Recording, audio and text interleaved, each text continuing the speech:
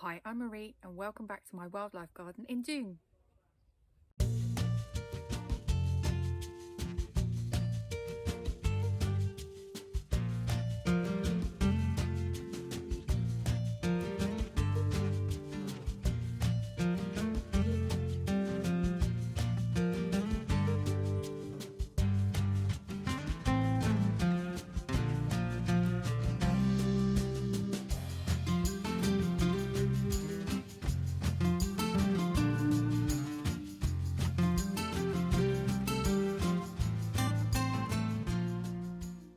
So it's been super hot and dry here in southeast England these past few weeks. So this month in the wildlife garden, we're focusing on providing water, shade and shelter for wildlife, as well as attracting pollinators and supporting fledglings.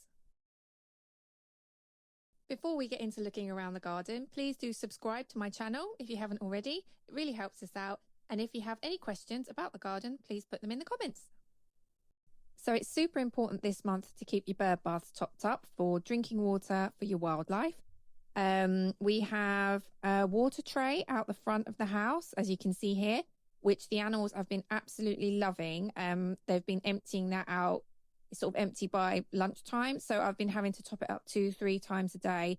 They've really appreciated it because it's been so dry here in southeast England. It's important to keep your bird baths and your trays clean, because if a lot of animals are using it, that will help to prevent the spread of disease. We also have a bird bath / bee drinker in our back garden, which has been a big hit again with the birds and our cat. Since last month, we've also added a mini pond. So this is our first ever pond. As I say, it's been in place about a month. And the birds are loving it. The snails are loving it as well for drinking water. If you're interested in adding a mini pond to your garden, I've linked a short that I did with some really basic instructions. It's super easy, and we'll be providing updates on the pond over the coming months. So this year's young amphibians are going to be leaving ponds around now for the first time and looking for cool, damp shelter. So a great way to do this is by placing logs in a shady area and filling them with leaves and moss, or just having untidy areas in your garden. So I've shown in a lot of my previous videos the area behind our shed. It's just kind of really messy. Lots of areas where they can shelter, damp, shady. They love it. So you've got a lot of different options there. So it's important in a wildlife garden to allow a small area of your lawn just to grow long. This will provide habitats for insects, which in turn supports other wildlife in your garden. Daisies, dandelions, clover are all really important sources of nectar at this time of year. Butterflies and moths might also breed in the long grass, and bugs such as green shoe bug and grasshoppers may also take shelter there. Plus, it can just look really pretty with all of the wildflowers and what have you. And I know that our cat as well really seems to like the long grass. We've also noticed that when the birds come, they like to go into the long grass as well, I guess looking for insects. So it really does work. You'll really see it work in your wildlife garden. A great way to attract pollinators to your garden is to plant nectar-rich plants.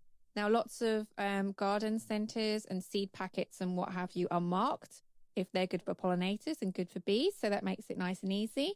We've got some lavender here, which is in bloom at the moment, and the bees are loving that.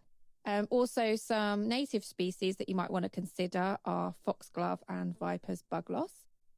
Avoid deadheading roses at this time of year, as they can produce rose hips for the birds later on in the year. If you have any primroses in your garden that have finished flowering, now's a really good time to divide them to provide more spring forage for next year. And it's a good time to sow biennials like night-scented stock, which I absolutely love, one of my all-time favourite flowers, and evening primrose to attract night pollinators. Continue feeding your wild birds this month, as they are likely raising young. So you can see the pigeon, the blackbirds there. They prefer feeding from the ground. But it's also important to have feeders that are raised up and safe away from cats for other birds. This is our feeder out the front of our house. I'm super excited to get this shot. This is the first shot that I've managed to get of the jay that visits our feeder in the front garden. And this footage is the first footage I've been able to get of the blue tits that visit our garden as well. So both the jay and the blue tits, they're super skittish, super fast, really hard to get footage of those. unless you're lucky enough to have a static wildlife camera, which is on my wish list, by the way. And we have our gorgeous squirrels as well that visit us in the front garden. Super funny, super cute. I'll link some of my earliest videos for you to watch if you're interested in seeing more of the squirrels. If you find a baby bird out of the nest, it's best to leave it. Fledglings often leave the nest before they can fly, and the parents continue to care for it on the ground. If, however, it's very poorly feathered, so it's too young to be out of the nest, contact your local wildlife rescue for advice. You could also consider making a sandy area for birds to enjoy dust bathing, which helps them to maintain their feathers. You could also consider providing some mud for nesting house martins. And house martins use mud to make their nests, and during dry periods like we've been having here, they really struggle to find any. So if you leave out a dish of fresh mud during these dry spells, that will really help them out. Continue to delay trimming hedges until after the nesting season to avoid disturbing nesting birds. You may get hedgehogs in your garden this month, looking for food for their young, such as beetles and caterpillars. Foxes may also visit looking for food and a place to rest. It's best not to regularly feed foxes, although occasional small treats are fine. See my brand new Fox Fact File video to learn more about this. Our strawberries are coming to an end now, but we've got plenty of apples developing on the apple tree. Now is a great time to prune fruit trees and ensure potted fruit trees receive a liquid feed. Stay tuned for our July wildlife garden tour next month, and please do subscribe if you'd like to see how our wildlife garden is getting on. See you next time.